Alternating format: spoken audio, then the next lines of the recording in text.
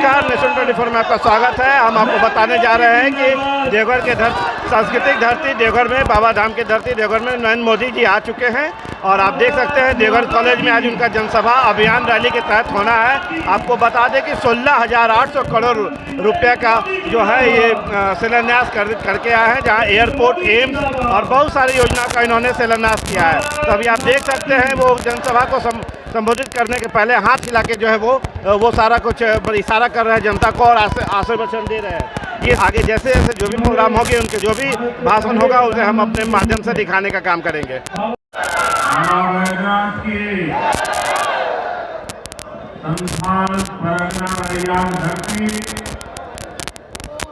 बाबा बैजनाथ और पीर बांटा सिरो कानाबाग की धरती है।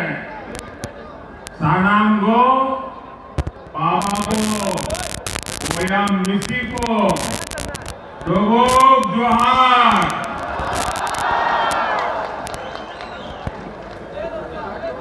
अपने सैनिक के नमस्कार। इसी दिशा में एक महत्वपूर्ण कदम है भाइयों बहनों। भारत आस्था, अध्यात्म और तीर्थ स्थलों की धरती है। तीर्थ यात्राओं ने हमें बेहतर समाज और बेहतर राष्ट्र के रूप में गढ़ा है। हमें देवघर को ही देखे तो यहां शिव भी है और शक्ति भी है। ज्योतिर्लिंग और शक्तिपीठ यहां दोनों मौजूद है। हर साल लाखों श्रद्धालु दूर दूर से यहां गंगा जल लेकर आते हैं।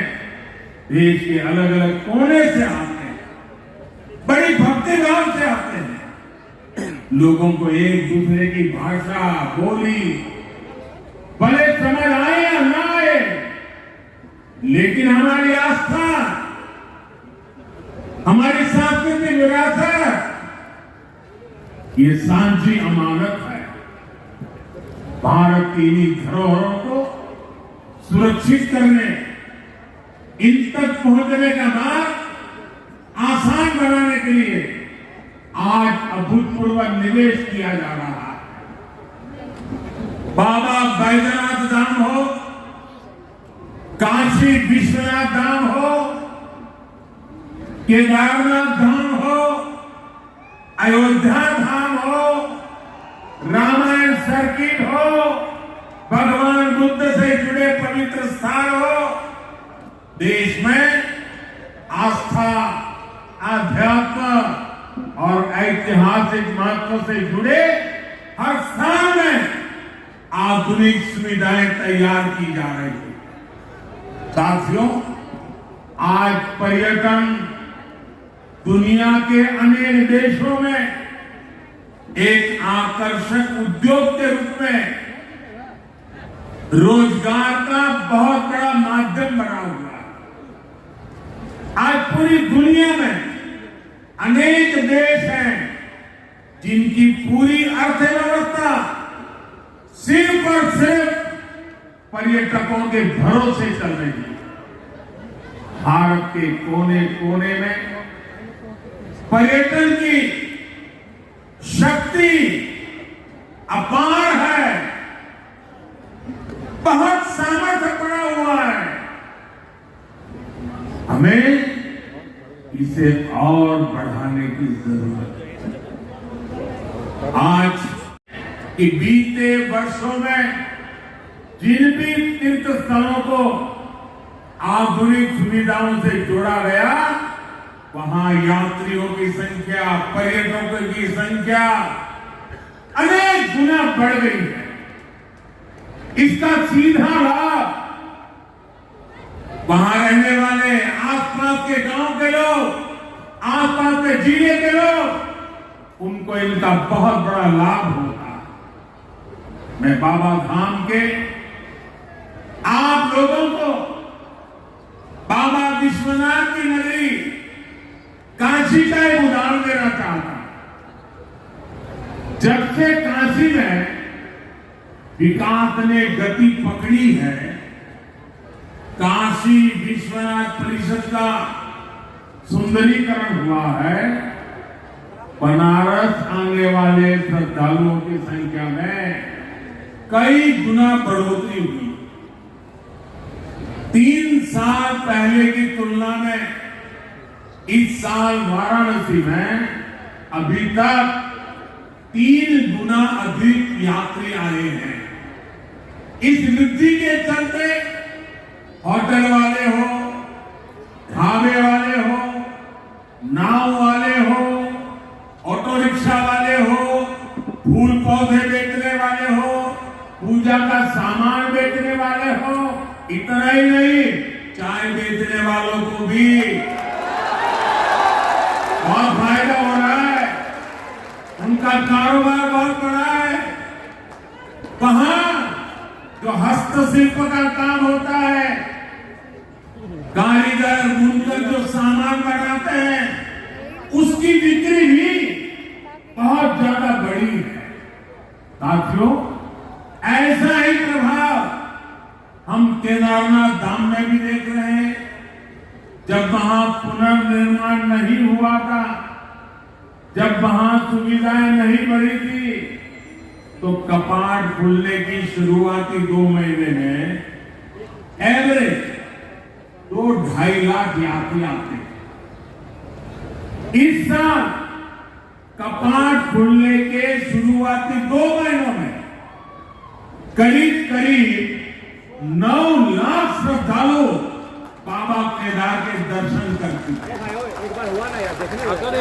ऐसा ही एक उदाहरण आपको पता होगा, गुजरात में मां नर्मदा के तट पर सरदार वल्लभ भाई पटेल की विश्व की सबसे ऊंची प्रतिमा बनी है, स्टैच्यू ऑफ यूनिटी।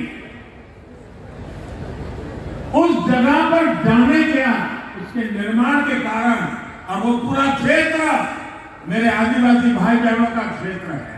हर कोई गर्व करता है पूरे देश में। 15 नवंबर भगवान बिरसा मुंडा के जन्म दिवस को हमने जनजातीय गौरव दिवस घोषित किया है, और अब पूरा हिंदुस्तान हर वर्ष इस बात को मनाएगा। धरती आबा बिरसा मुंडा के बेहतरीन और आधुनिक संग्रहालय के निर्माण का सौभाग्य भी हमें ही मिला है। मुझे विश्वास है, जो परियोजनाएं आज हमने शुरू की है, वो झारखंड के विकास को नई गति देने जा रहे हैं। भाइयों बहनों, हमारे लिए सबका साथ, सबका विकास, सबका विश्वास और सबका प्रयास, ये सिर्फ नारा नहीं है। कल जो आप दीप जला रहे थे, आज रास्ते में उमंग उत्साह से जो उमड़ पड़े थे, और आज भी जहां मेरी नजर पहुंच रही है, लोग ही लोग हैं। इसका मतलब है कि लोगों को विकास चाहिए, और विकास के लिए सबका साथ मिलता है, और सबका साथ सबका विकास, ये मॉडल आज देवघर में सबके सामने नजर आ रहा है। भाइयों बहनों, ये जो विकास हो रहा है, ये सिर्फ एक नारा बोलने के लिए नहीं है, ये हमारी निष्ठा का प्रमाण है, हमारी नीयत का प्रमाण है, हमारे परिश्रम का प्रमाण है। बीते 8 वर्षों में हमने उनको सशक्त किया जिनको पहले राजनीतिक नारों में समेट दिया गया था। वो गरीब, आदिवासी, वो दलित, वो पिछड़ा, वो हमारी बहनें बेटियों, जिनका नंबर हमेशा सबसे अंत में आता था, वो आज हमारी सरकार के लिए पहली पंक्ति में है, हमारी प्राथमिकताओं में पहले पायदान पर है। वो क्षेत्र जो विकास की दौड़ में पीछे रह गए, हम उनको आगे लाने के लिए दिन रात मेहनत कर रहे हैं। साथियों, आज बाबा धाम में मैं आपसे एक सवाल करना चाहता हूं।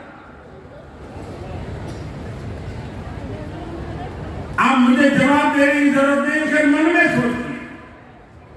आज जो काम हो रहे हैं, देश यही है, लोग यही है, दफ्तर वही है, अफसर वही है, तो क्या पहले होने चाहिए थे, नहीं होने चाहिए थे? ये काम पहले होने चाहिए थे, नहीं होने चाहिए थे? कौन रोकता था उनको? भाइयों बहनों, इसका एक बड़ा कारण था, सरकारें कुछ होती है जिसके दिल में सेवा भाव नहीं, सत्ता भाव भर जाता है, और ये सत्ता भाव के कारण लंबे समय तक जो सरकारों में रहे, उनकी प्राथमिकता सत्ता, सर्वसत्ता, सबदूर सत्ता, कहां से मिले वहां से पाना, सिर्फ सत्ता, यही उनका ख्याल, यही उनका मंत्र, वही उनकी प्राथमिकता। सेवा कभी उनकी प्राथमिकता नहीं रही।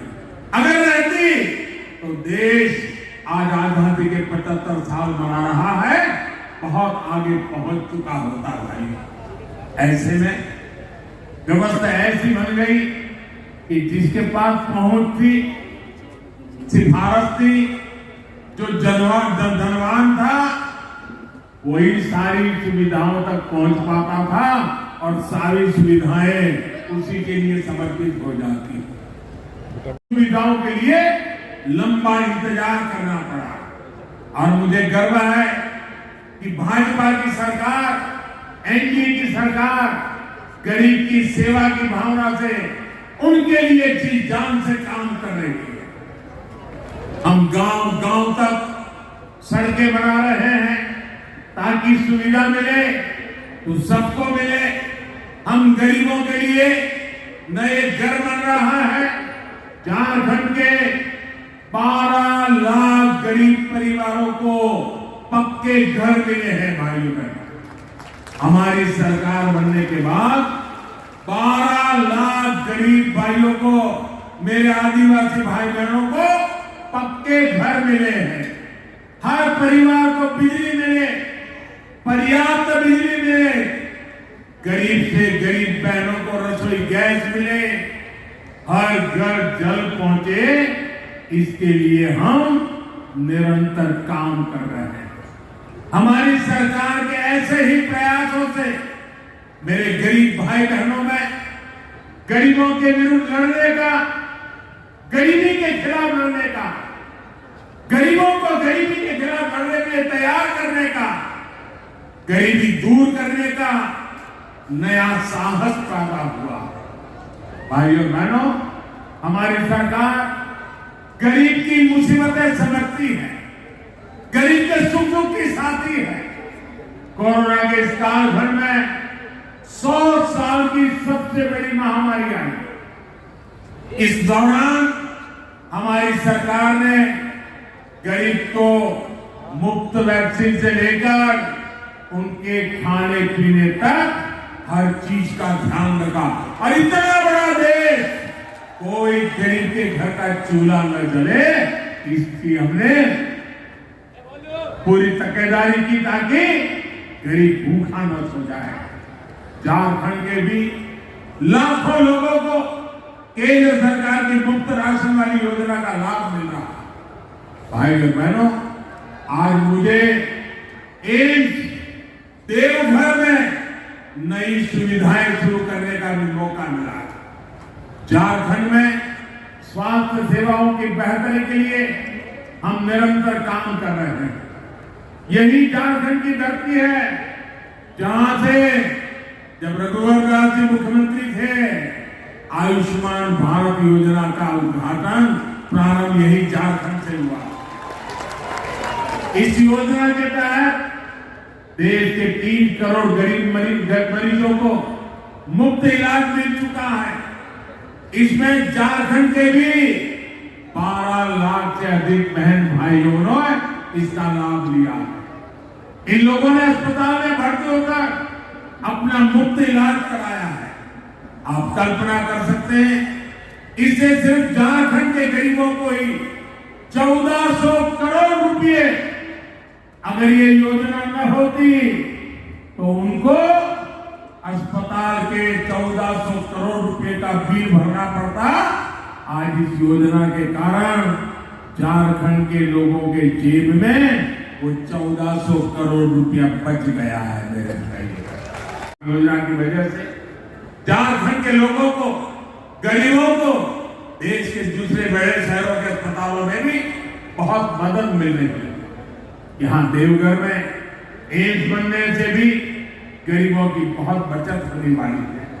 साथियों, आदिवासी समाज का सशक्तिकरण, उनके बच्चों का उज्जवल भविष्य भाजपा की प्राथमिकता है। ये केंद्र सरकार की नीतियों में साफ साफ झलकता है। देश के 100 से अधिक आकांक्षी जिलों में अनेक जिले झारखंड के हैं, उसमें भी अधिकतर मेरे ये संथाल परगना में है। कुछ महीने पहले ही देश के 44 जनजातीय जिलों में 4G मोबाइल कनेक्टिविटी मजबूत करने के लिए बड़ा फैसला लिया गया है। इसके लिए सरकार लगभग 6000 करोड़ रुपए खर्च करने जा रही है। इसका लाभ झारखंड के अनेक जिलों में रहने वाले मेरे आदिवासी भाई बहनों, यहाँ के युवाओं को होने वाला है। इससे जनजातीय जिलों में डिजिटल इंडिया का यानी ऑनलाइन सरकारी सेवाओं का लाभ और बेहतर तरीके से मिल पाएगा। झारखंड एकलव्य मॉडल स्कूलों के नेटवर्क का भी बहुत बड़ा लाभार्थी है। केंद्र सरकार झारखंड में 90 से अधिक एकलव्य स्कूल बना रहा है। भाइयों बहनों, झारखंड में प्राकृतिक संपदा भी है और समृद्ध होने का सामर्थ्य भी है। बीते कुछ वर्षों में केंद्र सरकार के प्रयासों से झारखंड का यह सामर्थ्य और बढ़ रहा है। क्या कभी कल्पना की जा सकती थी कि झारखंड पाइप से रसोई गैस और CNG आधारित ट्रैफिक के मामले में देश का अव्वल राज्य में होगा? आज प्रधानमंत्री ऊर्जा गंगा योजना के कारण ये संभव हो रहा है। सींदरी खाद्य कारखाना जो बंद पड़ गया था, उसे फिर से शुरू करने का काम भी तेजी से चल रहा है। ये झारखंड के किसानों, देश के किसानों को राहत देगा, यूरिया पर विदेशी निर्भरता को कम करेगा। भाइयों बहनों, झारखंड के पास देश का अग्रणी औद्योगिक राज्य बनने की हर संभावना मौजूद है। आज संथाल परगना के लिए पहले 4 लेन हाईवे का भी शिलान्यास किया गया है। इससे पूरे अंचल में कनेक्टिविटी को विस्तार होने वाला है। साहबगंज में गंगा नदी पर मल्टी मॉडल हब भी बनाया गया है, ताकि यहाँ के उद्योगों को हल्दिया से वाराणसी पर बने नदी जलमार्ग का भी लाभ मिल सकेगा। झारखंड को समुद्री रास्ते से कनेक्ट करने के लिए जो भी प्रयास हो रहे हैं, उससे यहाँ उद्योग लगाना बहुत आसान हो जाएगा। यहाँ कच्चा माल भी और जब उत्पादन होगा तो झारखंड यहाँ के गरीब को, आदिवासी को रोजगार के लिए यहाँ से कभी उसको बाहर जाना नहीं पड़ेगा।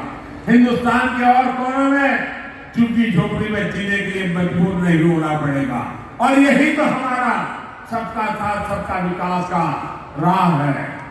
लोगों से वोट बटोर लेना, शॉर्टकट अपनाने वालों को ना मेहनत करनी पड़ती है और ना ही उन्हें दूरगामी परिणामों के बारे में सोचना पड़ता है। लेकिन ये बहुत बड़ी सच्चाई है कि जिस देश की राजनीति शॉर्टकट पर आधारित हो जाती है, उसका एक ना एक दिन शॉर्ट सर्किट भी हो ही जाता है।